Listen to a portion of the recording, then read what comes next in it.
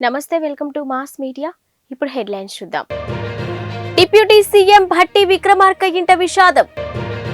Hyderabad traffic కష్టాలు. కొత్తగా 1000 మంది హోంగార్డులు. సిపి కీలక ప్రకటన. 2 లక్షల రూపాయలు రైతు రుణమాఫీ. రేవంత్ సర్కార్ కీలక update. Telangana deputy CM Bhatti Vikramarka ఇంట తీవ్ర విషాదం నెలకొంది. ఆయన సోదరుడు మల్లు వెంకటేశ్వర్లు కన్నుమూశారు. అనారోగ్యంతో బాధపడుతున్న వెంకటేశ్వర్లు హైదరాబాద్ గచ్చిబౌలిలోని ఏఐజీ ఆసుపత్రిలో చికిత్స పొందుతూ తుది శ్వాస విడిచారు. హోమియో ఎండీ చదివిన మల్లు వెంకటేశ్వర్లు ఆయుష్ శాఖలో ప్రొఫెసర్గా అడిషనల్ డైరెక్టర్గా పనిచేసి రిటైర్డ్ అయ్యారు. అనంతరం వైరాలోని 1వ వార్డులో ఉన్న తన నివాసంలో హోమియో వైద్యశాలను నిర్వహిస్తూ ఉన్నారు. ఇక మల్లు వెంకటేశ్వర్లకు హోమియో వైద్యంలో ఎంతో మంచి పేరు ఉంది. అతని వద్ద వైద్యం చేయించుకునేందుకు రాష్ట్రంలోని పలు ప్రాంతాల నుంచి రోగులు వస్తూ ఉంటారు. డబ్బు కోసం కాకుండా సామాజిక బాధ్యతతోనే ఈ ఆసుపత్రిని ఆయన నిర్వహించారు. అయితే గత 3 నెలలుగా ఆయన కాలేయ సంబంధిత వ్యాధితో బాధపడుతూ ఉన్నారు. ఆరోగ్యం క్షీణించడంతో ఇటీవల హైదరాబాద్ గచ్చిబౌలిలోని ఏఐజీ ఆసుపత్రిలో ఆయన్ను జాయిన్ చేశారు. అక్కడ చికిత్స పొందుతున్న ఆయనకు గత 3 రోజుల క్రితం గుండెపోటు వచ్చింది. దీంతో ఆయన ఆరోగ్య పరిస్థితి మరింత క్షీణించి ఇవాళ ఉదయం కన్నుమూశారు. తన స్వగ్రామమైన స్నానాల లక్ష్మీపురంలో ఈ సాయంత్రం 5 గంటలకు అంత్యక్రియలు నిర్వహించనున్నారు. మల్లు వెంకటేశ్వర్లు మరణ వార్తతో స్నానాల లక్ష్మీపురం గ్రామంలోని విషాద ఛాయలు అలుముకున్నాయి.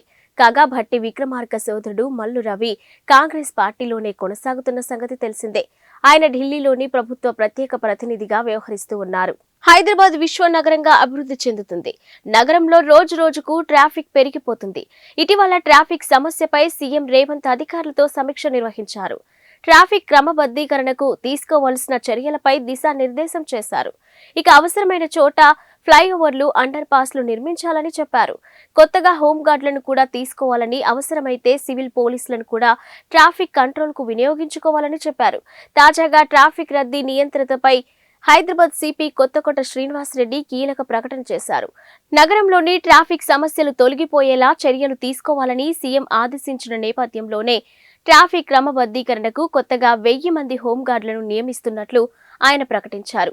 దేశంలోని జాతీయ రోడ్డు భద్రతా మాసోత్సవాల్లో భాగంగా సోమవారం Hyderabad traffic police west zone ఆధ్వర్యంలో బంజారా హిల్స్ లోని సుల్తాన్ ఉల్ ఉలూం ఎడ్యుకేషనల్ సొసైటీ ఆడిటోరియంలో రహదారి భద్రతా చైతన్య సదస్సు నిర్వహించారు. తెలంగాణ ప్రభుత్వం 6 గ్యారంటీల అమలుకు కార్యాచరణ సిద్ధం చేస్తుంది. ఇప్పటికే 2 గ్యారంటీలు అమలు చేస్తూ ఉండగా మరో 2 గ్యారంటీల అమలుకు రెడీ అయింది. ఇక కాంగ్రెస్ గ్యారంటీలో రైతులకిచ్చిన 2 లక్షల రుణమాఫీ ముఖ్యమైంది. ఈ హామీపై చాలా మంది రైతులు ఆశలు పెట్టుకున్నారు. రైతు రుణమాఫీపై మొన్న జరిగిన బడ్జెట్ ప్రసంగంలోనూ డిప్యూటీ సీఎం ఆర్థిక మంత్రి భట్టి విక్రమార్క కీలక కామెంట్స్ చేశారు. పథకం అమలుకు కార్యాచరణ సిద్ధం చేస్తున్నామని చెప్పారు. తాజాగా ధరణి కమిటీ సభ్యుడు ఎం కోదండరెడ్డి కూడా రైతు రుణమాఫీపై కీలక అప్డేట్ ఇచ్చారు. రైతు రుణమాఫీ ఏకకాలంలో చేస్తామని ఇచ్చిన హామీకి కట్టుబడి ఉన్నామని ఆయన తెలిపారు. రైతుల అప్పుల వివరాలు సేకరించే పనిలో ప్రభుత్వం ఉందని అన్నారు. అందుకు సంబంధించిన పూర్తి సమాచారం రాగానే కార్యరూపం దాల్చుతుందని చెప్పారు. పీసీసీ కార్యనిర్వాహక అధ్యక్షుడు మాజీ ఎమ్మెల్యే జగ్గారెడ్డితో కలిసి ఆయన సోమవారం గాంధీ భవన్లో ప్రెస్ మీట్ నిర్వహించారు. ప్రకాశం జిల్లా నూతన ఎస్పీగా బాధ్యతలు స్వీకరించిన అనంతరం పి పరమేశ్వర్ రెడ్డి ఈ సందర్భంగా మాట్లాడుతూ శాంతి భద్రతలను పరిరక్షించడంలో, ప్రజా సమస్యల పరిష్కారంలో, మహిళల భద్రతను పెంచడంలో ప్రధాన భూమిక, ప్రశాంత వాతావరణంలో ఎన్నికలు నిర్వహించడమే లక్ష్యమని, ఇక నిన్నటి వరకు ఎస్పీ మల్లికా గర్గ్ జిల్లా ఎస్పీగా బాధ్యతలు నిర్వహించగా సాధారణ బదిలీలో భాగంగా తిరుపతి జిల్లా ఎస్పీగా బదిలీ కావడంతో ఆ స్థానంలో పి పరమేశ్వర్ రెడ్డి బాధ్యతలు స్వీకరించారు. నూతనంగా బాధ్యతలు స్వీకరించిన ఎస్పీని ASP Nageswara Rao, ASP crime SV Sridhar Rao, AR additional SP Ashok Babu and అన్ని సబ్ డివిజనల్ డిఎస్పీలు, సిఐలు, ఆర్ఐలు, ఎస్ఐలు పాల్గొని పుష్పగుచ్చాలు అందజేసి శుభాకాంక్షలు తెలిపారు.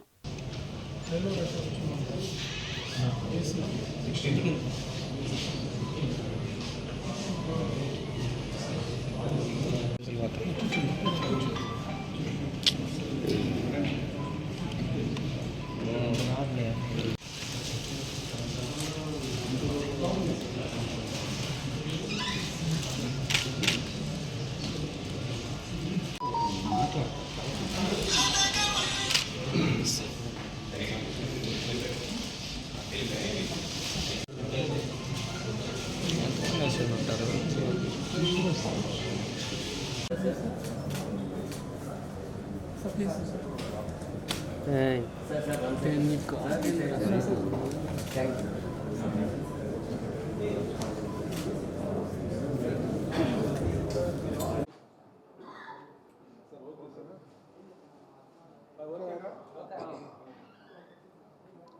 ఈవినింగ్ అండి అందరికీ. మా పేరు Parameshwar Reddy, 2016 batch IPS officer. ఈరోజు honourable government instructions and DGP గారి ఇన్స్ట్రక్షన్స్ ప్రకారం ఈరోజు ప్రకాశం జిల్లా ఎస్పీగా ఛార్జ్ తీసుకోవడం జరిగింది. సో ఇక్కడున్న రాబోయే కాలం ఎలక్షన్స్ టైం కాబట్టి ఇక్కడ అన్ని ఏరియాస్ కూడా అవగాహన చేసుకొని లా అండ్ ఆర్డర్ ప్రాబ్లమ్స్ ఎటువంటి రాకుండా ఎలక్షన్స్ పీస్ఫుల్గా కండక్ట్ చేస్తూ రెగ్యులర్ లా అండ్ ఆర్డర్, ఇంకా ట్రాఫిక్ హైవే ఉంది కాబట్టి యాక్సిడెంట్స్ కూడా ఎక్కువ జరిగే అవకాశం ఉంది. సో అవన్నీ కూడా టేక్ కేర్ చేసుకొని అన్ని జాగ్రత్తలు తీసుకుంటామని తెలియజేస్తున్నాం. ప్రకాశం జిల్లా ప్రజలందరికీ కూడా నమస్కారం. రాబోయే కాలం మా డ్యూటీ పరిధిలో మేము చేసే కార్యక్రమాలన్నింటికి కూడా ప్రజల నుంచి సహాయ సహకారాలు అందించాలని వాళ్ళందరికీ కోరుకుంటున్నాం. అలాగే మీడియా ప్రతినిధులకు, రాజకీయ నాయకులకి అందరూ కూడా సమన్వయంతో సహకారం అందించాలని కోరుకుంటున్నాం. Thank you. గుంటూరు త్రాగునీటి కాలుష్యంతో ప్రబలిన అతిసారస్సులు అదుపులోకి రాలేదు. సోమవారం కూడా 35 మంది డయేరియా బాధితులు చికిత్స కోసం జీజీహెచ్లో చేరారు. ఇక దీంతో ఇప్పటి వరకు ఆసుపత్రిలో చేరిన రోగుల సంఖ్య 75కు చేరింది. వీరిలో 2 పరిస్థితి విషమంగా ఉండటంతో మెరుగైన వైద్యం కోసం విజయవాడ సమీపంలోని నిమనీపాల్ ఆసుపత్రికి తరలించారు. జీజీహెచ్లో కోలుకున్న 15 మంది రోగులను డిశ్చార్జ్ చేశారు. ప్రస్తుతం 60 మంది చికిత్స పొందుతున్నారు. అయితే ప్రభుత్వం ఊహించిన దానికంటే నగరంలోని ప్రబలిన అతిసార తీవ్రత అధికంగా కనిపిస్తుంది. 3 రోజులైనా నగరంలో కేసుల తీవ్రత ఏమాత్రం తగ్గడం లేదు. ఇక అధికారులు చర్యలు తీసుకుంటున్నామంటున్నారు కానీ గంటకు బాధితుల సంఖ్య మాత్రం పెరుగుతూ వస్తుంది. ఇప్పటికీ కొత్తగా కేసులు నమోదవుతున్నాయి. ఇక బాధితుల్లో పలువురు ఇళ్లలో స్థానిక ఆర్ఎంపీల పర్యవేక్షణలోనే మరికొందరు సమీపంలోని పీహెచ్సీలు, ప్రైవేటు వైద్యశాలల్లో చికిత్సలు పొందుతూ ఉన్నారు. బాగా నీరసించిన రోగులను ఆయా వైద్యులు జీజీహెచ్కు తరలిస్తున్నారు. ఇక 1000 కుటుంబాలకు ఒక వైద్య శిబిరం చొప్పున నిర్వహించాలని ఆరోగ్య శాఖ మంత్రి నిర్ణయించింది. పరిస్థితి అదుపులోకి వచ్చే వరకు శిబిరాలు కొనసాగించాలని మంత్రి రజని ఆదేశాలు జారీ చేశారు. వాంతులు, విరోచనాలతో కొంతమంది అప్రమత్తమై ఏదైతే మన జీజీహెచ్ని ఆశ్రయిస్తున్నారో వాళ్లకు సంబంధించినటువంటి ఆ కేసెస్ వివరాలన్నింటినీ కూడా మీకు ఇవ్వడం జరుగుతూ ఉంది. ఇప్పటికే టోటల్గా మన గుంటూరు జనరల్ హాస్పిటల్కి సంబంధించి 75 మంది పేషెంట్స్ ఆశ్రయించగా 15 మందిని ఇప్పటివరకు కూడా మనం డిశ్చార్జ్ చేయడం జరిగింది. అండ్ ఇప్పుడు ఆన్ బెడ్ ఎవరైతే ట్రీట్మెంట్ పొందుతున్నారో 60 మంది మన జీజీహెచ్లో ఇప్పుడు ఉన్నారు. అండ్ వీళ్ళకి సంబంధించి కూడా ఈ పూట కొన్ని డిశ్చార్జెస్, మళ్ళీ ఇంకొంచెం బెటర్ అవ్వగానే రేపు కొన్ని డిశ్చార్జెస్, ఇలా కంటిన్యూస్గా ఈ డిశ్చార్జెస్ కూడా ఉండబోతూ ఉన్నాయి. అంటే వాళ్ళు బెటర్ అయినటువంటి పరిస్థితుల్లో ఉండబోతూ ఉన్నాయి. అండ్ దీనికి సంబంధించి మనం చూసుకున్నట్టయితే ఎందుకు ఈ సిచ్యువేషన్ ఏంటి అనే దాని మీద కూడా పూర్తి స్థాయిలో ఇక్కడ ఉన్నటువంటి అధికారులందరూ, కలెక్టర్ గారు కావచ్చు, కమిషనర్ గారు కావచ్చు, ఈరోజు వైద్య ఆరోగ్య శాఖకు సంబంధించి వీరికి మెరుగైన వైద్య సేవలు అందించే దిశగా అందరూ, స్పెషల్ సిఎస్ కృష్ణబాబు గారు కావచ్చు, కన్సర్న్ హెచ్ఓడీస్ అందరూ కూడా ఇక్కడికి వచ్చి ఈరోజు ఒక సమిష్టి రివ్యూ చేసి పర్టికులర్గా మన డిస్ట్రిక్ట్, మన జీజీహెచ్ గురించి, అలాగే జిల్లాలో ఉన్నటువంటి అన్ని యూపీహెచ్సీల గురించి, అక్కడ ఉన్నటువంటి పిహెచ్సీస్ గురించి, డిస్ట్రిక్ట్ హాస్పిటల్స్ ఎక్కడెక్కడ పరిస్థితి ఎలా ఉంది, ఎక్కడి నుంచి ఎక్కడి కేసులు వస్తున్నాయి అనే దాని మీద కూడా ఒక సమిష్టి రివ్యూ అనేది చేసుకోవడం జరిగింది. మనం ఇందులో ముఖ్యంగా చూసుకున్నట్టయితే సిటీలో, గుంటూరులో శారదా కాలనీలో ఒక 7 కేసెస్ వరకు మనకు ఇప్పుడు రావడం జరిగింది. And at the same time శ్రీనగర్లో 10 రావడం జరిగింది. సంగడిగుంటలో కూడా ఒక 6 రావడం జరిగింది. ఇంకా మిగతా నల్లచెరువు కావచ్చు, ఏటి అగ్రహారం కావచ్చు, శ్రీనివాసరావుపేట, అలాగా నల్లకుంట, ఎల్ఆర్ కాలనీ, చుట్టుకుంట, నెహ్రూ నగర్, ఇలా అరండపేట కావచ్చు, కొరటిపాడు, బ్రాడీపేట, ఇలా ఈ ఏరియాస్ ఏవి తీసుకున్నా కూడా అక్కడ ఒకటి, ఎక్కడన్నా ఒక చోట 1, 2 వచ్చినటువంటి సిచ్యువేషన్.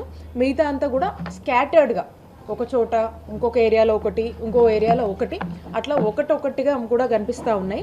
అండ్ మోర్ ఓవర్ ఈరోజు మనం ప్రజెంట్ చేసినటువంటి కేసెస్ నంబర్స్ ఏదైతే ఉన్నాయో అధికారులందరూ కూడా ఏదైతే మొన్నటి నుంచి కూడా మనం ఈ సిచ్యువేషన్ని ఒక అలార్మింగ్ సిచ్యువేషన్గా మనం గ్రహించామో అప్పటి నుంచే మొత్తము 5 చొప్పున అంటే ఉన్న వాలంటీర్స్ కావచ్చు, ఏఎన్ఎం కావచ్చు, ఈ ఎంపీహెచ్ఓ MLHP కావచ్చు, అలాగే మనకు అందుబాటులో ఉన్నటువంటి అన్ని టీమ్స్తోనూ కూడా ఒక 5 మంది మలేరియాకి సంబంధించినటువంటి ఆఫీసర్స్ కావచ్చు, వీళ్ళందరినీ కూడా ఒక 5 మంది టీమ్గా వేసి దాదాపుగా మనము ఒక 32 టీమ్స్ ఫామ్ చేసి పల్నాడు జిల్లా దాచపల్లి పట్టణానికి చెందిన వివాహితపై దాచపల్లి పోలీస్ స్టేషన్ కి చెందిన కానిస్టేబుల్ వెంకట్ నాయక్ లైంగిక వేధింపులకు పాల్పడినట్టు బోరున ఆవేదన వ్యక్తం చేసిన మహిళ.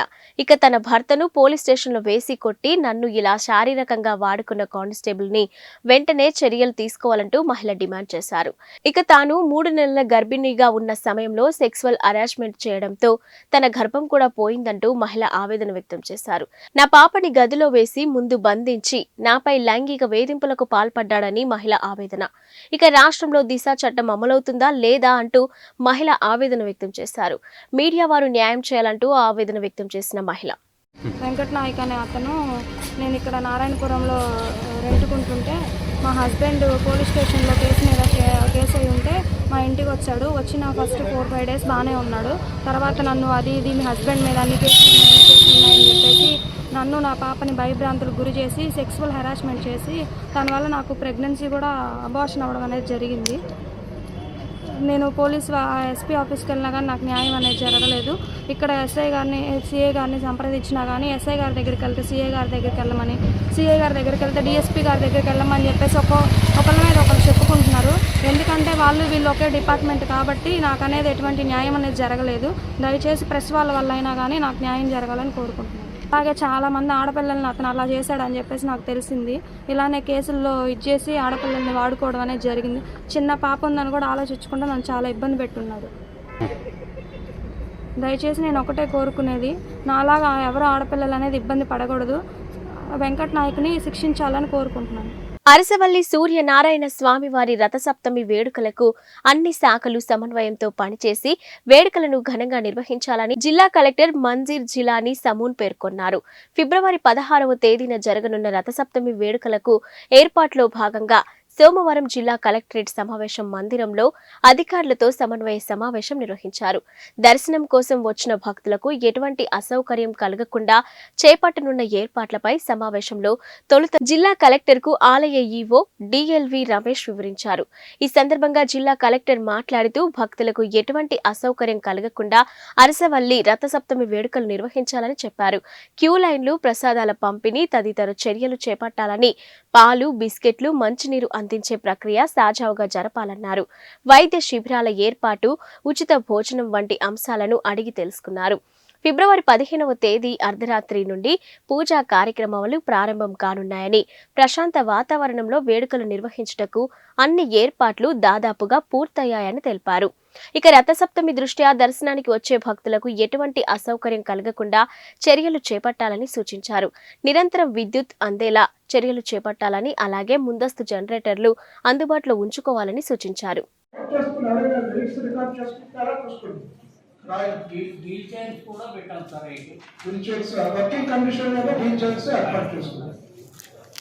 సింహద్వారం వద్ద విఐపీలు డోనర్స్ కొరకు షామియానాలు, కుర్చీలు ఏర్పాటు చేసి పోలీస్ వీల్ చైర్స్ తో పాటు మీరు వాలంటీర్స్ కూడా పెట్టుకోవాలి. సింహద్వారానికి మీ స్వామివారి దర్శనం కల్పించే చర్యలు తీసుకోమని చెప్పి చేస్తుంది. సభ్యుల సహకారంతో క్యూ లైన్లు కల్పించడం, తాగునీరు అందించడం, అలాగే సర్వీస్ యాక్టివిటీస్ ఆ ఏరియాకి వాళ్ళు రెస్పాన్సిబిలిటీ తీసుకుంటారు. అట్లా ప్రొసీడింగ్స్ తయారు చేసి ఆడియోతో కూడా షేర్ చేసేసి కూడా ఇవ్వాలి. మీ లెవెల్లో కానీ ఆడియో లెవెల్లో కానీ మీటింగ్ పెట్టేసి ప్రతి ఒక్కరికి ప్రతి అంశం గురించి చెప్పాలి. సో నీట్ గా ఐడియా వచ్చేస్తుంది. భక్తుల కొరకు ఉచిత ఫ్రీ మీల్స్ పెట్టాలని చెప్పి అంటున్నారు. అరసవల్లి గ్రామ సభ్యులు యు పాపారావు గారి ఆధ్వర్యంలో కొన్ని సేవా సంస్థలు మరియు ఆర్కే స్పోర్ట్స్ వారితో ఏర్పాటు చేస్తున్నారని చెప్పి రాసేది. అంటే వాళ్ళు సైట్ అడిగారు సార్. నేను ఒకసారి పోలీస్ డిపార్ట్మెంట్ తోటి కూడా నేను కోఆర్డినేట్ చేసుకుని ట్రాఫిక్ అంతరాయం లేకుండా ఏర్పాటు చేద్దామని నేను విజిట్ చేసాక ఫైనల్ చేశాను.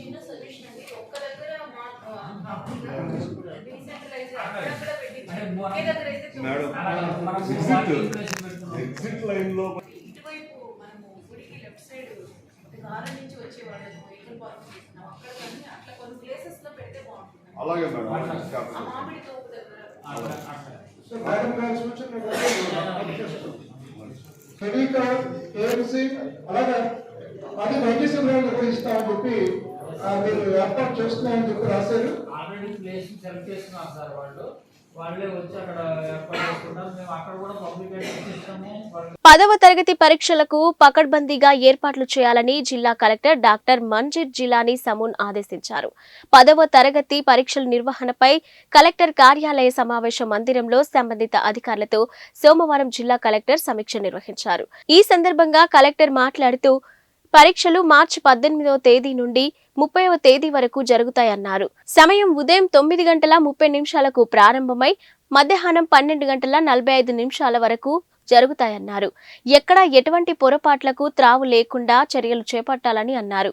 ఇక జిల్లా నుండి 30,574 మంది విద్యార్థులు ఈ పరీక్షలకు హాజరు కానున్నట్లు పేర్కొన్నారు. జిల్లా అంతటా 145 పరీక్షా కేంద్రాలు ఏర్పాటు చేయడమైందని, 7 ఫ్లయింగ్ స్క్వాడ్స్, చీఫ్ సూపరింటెండెంట్లు 145 మందిని ఏర్పాటు చేసినట్లు వివరించారు. ఇక పరీక్షలు విజయవంతంగా నిర్వహించాలని తెలిపారు. జిల్లా విద్యాశాఖ సహాయ కమిషనర్, ప్రభుత్వ పరీక్షల విభాగం అధికారులు మాట్లాడుతూ 10వ తరగతి లియాఖత్ అలీఖాన్ పరీక్షల నిర్వహణకు సంబంధించిన వివరాలు తెలిపారు. ఈ సమావేశంలో జిల్లా SP A R Radhika, DRO M Ganapathi Rao, RDO C H Rangaiah తదితరులు పాల్గొన్నారు. ఇది ఒక చాలా ఇంపార్టెంట్ రోల్ పోస్టల్ డిపార్ట్మెంట్. అలాగే జరిగినట్టుగా బస్సులు ఏర్పాటు చేయాల్సిన అవసరం ఉంటుంది. Sir, from 18th of for your all the line departments cooperation during the last year exam has decided issued a notification for conducting 10th class exam from district Srikakulam. 30,570 4 students are going to appear for the exam. All these students, 145 centers have been identified, sir. And we have got grading of centers, sir, ABC, also. So in such a, we have got 62 C category centers, for which we need to have a separate mechanism to reach, to make the question paper to reach the centers. We have got, during the last year, we have got 3 centers which were problematic, sir, where already CC cameras and other security measures have been taken, sir. This year, during the last year information, this year 3 centers newly identified as a problematic centers, sir. These 3 centers also is going to be surveillance, sir. We will be CC camera surveillance.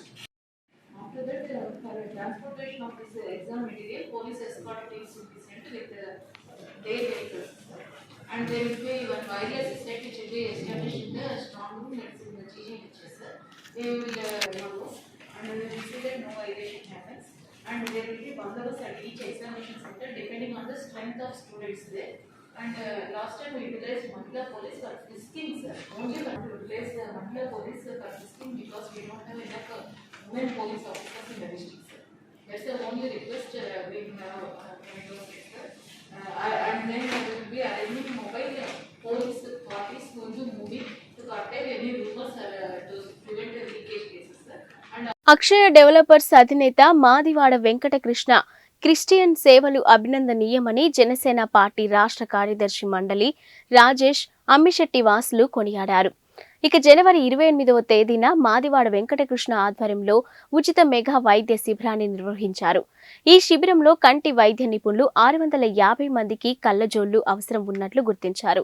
కళ్లజోళ్లు అవసరం ఉన్నవారికి చల్లపల్లిలోని చంద్ర రాజేశ్వరరావు వికాస కేంద్రంలో సోమవారం వెంకటకృష్ణ ఆర్థిక సహకారంతో party జిల్లా అధికార ప్రతినిధి రాయపూడి వేణుగోపాలరావు అధ్యక్షతన నిర్వహించిన కార్యక్రమంలో మండలి రాజేష్ అమ్మిశెట్టి వాసుల చేతుల మీదుగా కళ్లజోళ్లను పంపిణీ చేశారు. ఈ సందర్భంగా మండలి రాజేష్ మాట్లాడుతూ జనసేన పార్టీలో చేరిన అనతి కాలంలోనే వెంకటకృష్ణ సేవా కార్యక్రమాలు చేయడం హర్షణీయమన్నారు. ఇక జనసేన పార్టీ అధినేత పవన్ కళ్యాణ్ కోరుకున్నట్టు అదే బాటలో వెంకటకృష్ణ పయనించడం ఆశాదాయకమన్నారు. ఇక తమ అధినేత కోరుకున్నట్టు సమస్యలపై పోరాడటం, సమస్యలు ఉన్న చోట ముందు ఉండేది జన సైనికులేనని తెలిపారు. అధికార దుర్వినియోగానికి పాల్పడే వారికి ముందు గుర్తు వచ్చేది జనసేన పార్టీయే అన్నారు. ఈరోజు మొట్టమొదటిసారిగా హిందూపురం వాల్మీకి సంఘం సంబంధించి మొట్టమొదటిసారి ఆత్మీయ సమావేశానికి వచ్చినాడు. ఆ ఫీలింగ్ ఎలా ఉంది మీకు? ఆత్మీయ కలిక వాల్మీకి అన్నలందరూ కూడా కలిసి పెట్టినారు. చాలా సంతోషంగా ఉంది. చాలా బాగా అందరూ కూడా ఆదరించడం జరిగింది. అన్నలందరూ కూడా మేమున్నామమ్మా నీతో పాటని అందరూ కూడా ధైర్యంగా ముందు నీతో పాటు మేమందరం కూడా ఉన్నాము, మీరు కాదు ఈరోజు మేమే నిలబడినట్లుగా వాళ్ళే చెప్పడం జరుగుతుంది. నిలబడాల్సింది అనివార్యం.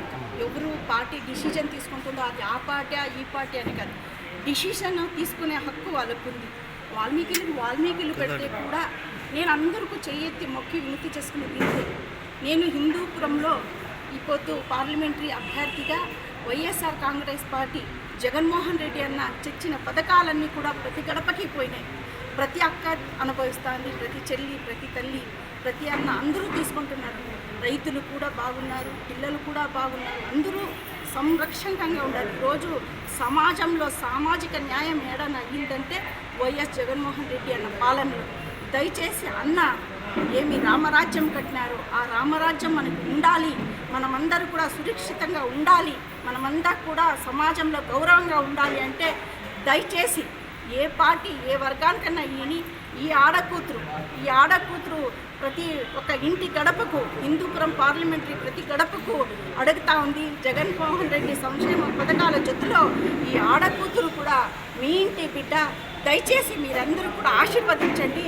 మీ ఇంటికి గడప గడపకి ఎట్లా పథకాలు వస్తాయో ఈ శాంతి కూడా, మరియు లోకల్లో ఉండే ఎమ్మెల్యేలు, ఆ అసెంబ్లీకి సంబంధించిన ఎమ్మెల్యేలు కూడా వచ్చి మీ పనులు చేస్తాం, మీ ఇంట్లో మీ బిడ్డలుగా ఉంటామని కోరుకుంటున్నాం. సఖీ జాతీయ మహిళా మండలి వారు చేపట్టిన కార్యక్రమం ఖమ్మం పట్టణంలోని 27వ డివిజన్లో దందముడి గిరిజ ఆధ్వర్యంలో సమావేశం ఏర్పాటు చేయడం జరిగింది. ఈ యొక్క సమావేశానికి ముఖ్య అతిథిగా నరాల సత్యనారాయణ, 27వ డివిజన్ కార్పొరేటర్ దొడ్డ నాగేష్, సఖీ జాతీయ మహిళా మండలి సభ్యులు, అన్ని వర్గాల మహిళలు పాల్గొనడం జరిగింది. అనంతరం వారు మాట్లాడుతూ శక్తి జాతీయ మహిళా మండలి ముఖ్య ఉద్దేశం మహిళలను అన్ని విధాలా ఆదుకోవాలని, పేద కుటుంబాల వారికి ఉన్న సమస్యలను తీర్చడానికి ముందుండి పనిచేస్తుందని, ఖమ్మం నగరంలోని సుమారు 400 మంది సభ్యులు పనిచేస్తూ ఉన్నారని, మహిళల పట్ల ఉన్న అనేక సమస్యలను పరిష్కరించడానికి వారు ముందు ఉంటారని, ఈ సఖీ జాతీయ మహిళా మండలి సుమారు 29 రాష్ట్రాల్లో పనిచేస్తుందని, ఇతర దేశాలలో సైతం పనిచేస్తూ అనేక సేవా కార్యక్రమాలు ద్వారా మంచి గుర్తింపును పొందుతూ ఉందని వారు కొనియాడారు. ఈ కార్యక్రమంలో కనగంటి నాగమణి, కిరణ్మయ్, మారోజు ప్రేమకుమారి తదితరులు పాల్గొన్నారు. ఖమ్మంలో 27వ డివిజన్లో గిరిజా గారి నాయకత్వంలో ఈరోజు ఇక్కడ సమావేశం జరిగింది. మరి పెద్ద ఎత్తున గిరిజ గారు మహిళలను ఈ 27వ డివిజన్లో పిలిపించడం జరిగింది. మరి సఖీ జాతీయ మహిళా మండలి విద్యా, వైద్య, ఆరోగ్యపరంగా చేసే సేవలను ఇక్కడ క్షుణ్ణంగా చెప్పడం జరిగింది. ఎందుకంటే దాదాపు 27వ డివిజన్లో 100 మంది మహిళల దాకా ఈరోజు హాజరు కావడం జరిగింది. ఇప్పటికే సఖీ జాతీయ మహిళా మండలి 86 కుటుంబాలకు సేవలు చేశాం.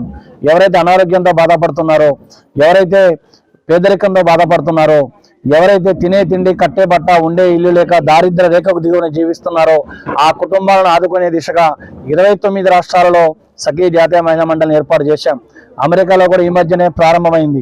అంటే సఖీ జాతీయ మహిళా మండలి 29 రాష్ట్రాలలో పేదవాళ్ళకి సహాయం చేసే దిశగా, నిరుపేదలకు సహాయం చేసే దిశగా, అదేవిధంగా అనాథ శరణాలయాలకు సేవ చేసే దిశగా, వృద్ధాశ్రమాలకు సేవ చేసే దిశగా ముందడుగులు వేస్తూ ఉన్నది. మహిళలకు ఏ సమస్యలు వచ్చినా, కష్టాలు వచ్చినా, నష్టాలు వచ్చినా వారిని ఆదుకుంటూ సఖీ జాతీయ మహిళా మండలి ఒక దిక్సూచిగా ముందుకు పోతూ ఉన్నది. మరి మన ఖమ్మం టౌన్లోనే 400 మంది మహిళలు ఈరోజు సఖీ. కాకినాడ శాంబమూర్తి నగరంలోని శ్రీ శ్రీ శ్రీ వైభవ వెంకటేశ్వర స్వామి విగ్రహ ప్రతిష్ట వైభవంగా నిర్వహిస్తున్నట్లు కాకినాడ సిటీ ఎమ్మెల్యే ద్వారంపూడి చంద్రశేఖర్ రెడ్డి పేర్కొన్నారు. 2022 సంవత్సరం ఫిబ్రవరి 14న ఆలయ శంకుస్థాపన చేయగా 2 ఏళ్ల అనంతరం సరిగ్గా ఫిబ్రవరి 14న శ్రీ శ్రీ శ్రీ వైభవ వెంకటేశ్వర స్వామి విగ్రహ ప్రతిష్ఠ కార్యక్రమాన్ని నిర్వహిస్తున్నామన్నారు. బ్రహ్మశ్రీ డాక్టర్ చాగంటి కోటేశ్వరరావు ఆశీస్సులతో 3 రోజుల పాటు ఈ కార్యక్రమాలు నిర్వహిస్తున్నట్లు తెలిపారు. సోమవారం ఆలయ ప్రాంగణంలో విలేకరుల సమావేశంలో ఆయన మాట్లాడారు. 14వ తేదీన శ్రీ వైభవ వెంకటేశ్వర స్వామి విగ్రహ ప్రతిష్ఠ, 15వ తేదీన శ్రీ వైభవ వెంకటేశ్వర స్వామి దివ్యక్షేత్రం నుండి ఆనంద భారతి వరకు తిరువీధి మహోత్సవం నిర్వహించడం జరుగుతుందన్నారు. అదేవిధంగా ఉదయం 9 గంటలకు ఆనంద భారతి గ్రౌండ్లో సామూహిక కోట్నాలోత్సవం, అనంత కోలాటం, దాండియా నిర్వహించడం జరుగుతుందన్నారు. ఈ కార్యక్రమాన్ని విజయవంతం చేయాలని తెలిపారు. 16వ తేదీ రంగరాయ మెడికల్ కాలేజ్లో వెంకటేశ్వర స్వామి కళ్యాణోత్సవం నిర్వహించడం జరుగుతుందన్నారు. ఈ కార్యక్రమంలో వచ్చిన భక్తులకు తిరుపతి లడ్డూను ప్రసాదంగా ఇస్తామన్నారు. మనం ఈరోజు కాకినాడ పట్టణం సామూహిక నగర్ 13వ డివిజన్లో ఉన్నాం. ఇక్కడ శ్రీ వైభవ వెంకటేశ్వర స్వామి ఆలయాన్ని కొత్త ఆలయాన్ని నిర్మించుకోవడం జరిగింది. 2022 ఫిబ్రవరి 14న ఈ ఆలయ శంకుస్థాపన చేసాం. కరెక్ట్గా 2 సంవత్సరాల్లో అంటే 2024 మళ్ళీ ఫిబ్రవరి 14న విగ్రహ ప్రతిష్టని చేయాలని చెప్పేసి పెద్దల సూచనల మేరకు నిర్ణయించడం జరిగింది. ఇది పూర్తిగా కాకినాడ పట్టణంలో మొట్టమొదటిసారి రాతి కట్టడం, అంటే రాయితో కట్టడం జరిగింది ఈ విగ్రహాన్ని. కనుక ఈ విగ్రహ ప్రతిష్ట కార్యక్రమం 14వ తారీఖు ఉదయం 10 గంటలకు ఉంటుంది.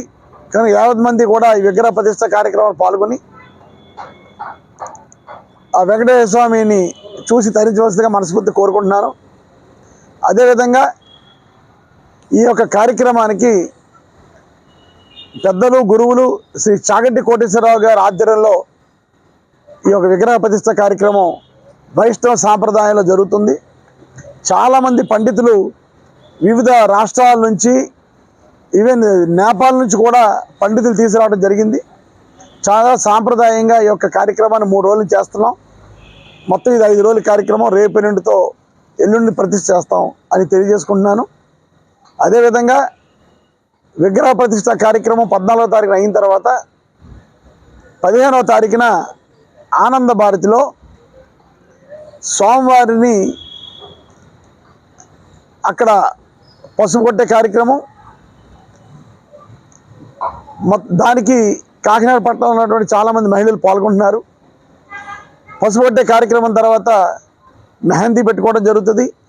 మెహందీ కార్యక్రమం తర్వాత సాయంత్రం మరలా కోలాట నృత్యాలు, అదేవిధంగా మార్వాడీస్ అందరూ వచ్చి దాండియా నృత్యాలు అన్నీ కూడా చేస్తారు. ఇది 15వ తారీఖు కార్యక్రమం. అక్కడే 15వ తారీఖు సాయంత్రం 5 గంటలకి స్వామివారికి, అమ్మవారికి మంగళ స్నానం కూడా ఉంటుంది. ఈ యొక్క 15వ తారీఖు ప్రోగ్రాం పూర్తిగా ఉదయం సాయంత్రం వరకు ఆనంద భారతిలో జరుగుతుంది. అందరూ కూడా వచ్చి ఈ యొక్క కార్యక్రమాన్ని వీక్షించవలసిందే కోరుకుంటున్నాను. తర్వాత 16వ తారీఖున రంగరాయ మెడికల్ కాలేజ్ గ్రౌండ్లో శ్రీ వైభవ వెంకటేశ్వర స్వామి గారిది కళ్యాణోత్సవం ఉంటుంది. ఈ కళ్యాణోత్సవానికి వైజాగ్ నుంచి పండితులు వచ్చారు. వైజాగ్ శ్రీ వైభవ వెంకటేశ్వర స్వామి గుడి నుంచి పండితులు వచ్చి ఈ యొక్క కళ్యాణ కార్యక్రమాన్ని చేయడం జరుగుతుంది. 16వ తారీఖున జరిగే కళ్యాణ కార్యక్రమానికి 50 మంది పాల్గొనవలసిందిగా మనస్ఫూర్తి కోరుకుంటున్నాను. ఆల్రెడీ చాలామందికి పాసులు కూడా ఇవ్వడం జరిగింది. అందరూ కూడా పాల్గొని ఈ యొక్క కార్యక్రమాన్ని చూసి ఆనందించాల్సిందిగా కోరుకుంటున్నాను. 16వ తారీఖున 4 గంటలకు రంగరాయ మెడికల్ కాలేజ్ గ్రౌండ్లో స్టార్ట్ అవుద్ది. కళ్యాణం పూర్తయిన అనంతరమే తిరుమల తిరుపతి దేవస్థానం నుంచి లడ్డూలు తెప్పిస్తాను. వచ్చిన ప్రతి భక్తుడికి కూడా తిరుపతి లడ్డు ఇచ్చి అక్కడే టిఫిన్ కూడా ఏర్పాటు చేశాను. అక్కడే అందరూ కూడా టిఫిన్ చేసి కార్యక్రమాన్ని ముగించవలసిందిగా కోరుకున్నాను ఆ రోజు. కనుక 16వ తారీఖున కళ్యాణానికి కూడా అటెండ్ అవ్వమని కోరుకుంటున్నాను. ఎన్నిట్లో వెనకాల పెద్దలు శ్రీ సాగంటి కోటేశ్వరరావు ఆశీస్సులతోటే ఎన్ని చేస్తున్నాను. ఈ కార్యక్రమాలు అంటే 14వ తారీఖు విగ్రహ ప్రతిష్ట, 15వ తారీఖున స్వామివారి మంగళ స్నానాలు, అదేవిధంగా 16వ తారీఖు స్వామివారి కళ్యాణం. ఈ 3 కార్యక్రమాలకి వీళ్ళు బట్టి కాకినాడ పట్టణ ప్రజలందరూ కూడా పాల్గొని ఆనందపరచాలని వాళ్ళని మనస్ఫూర్తి కోరుకుంటూ ఈ యొక్క ప్రెస్ మీట్ పెట్టడం జరిగింది. మీరందరూ కూడా ఒక్కసారి టెంపుల్ని వీక్షించి ఫోటోలు కూడా తీసుకోవచ్చు. ప్రతిష్ట రోజు కూడా మిమ్మల్ని కూడా తప్పకుండా రమ్మని మనస్ఫూర్తి కోరుకుంటున్నాను. ఇవి ఇప్పటివరకున్న బులెటిన్ అప్డేట్స్. మరిన్ని అప్డేట్స్ తో మళ్ళీ కలుద్దాం.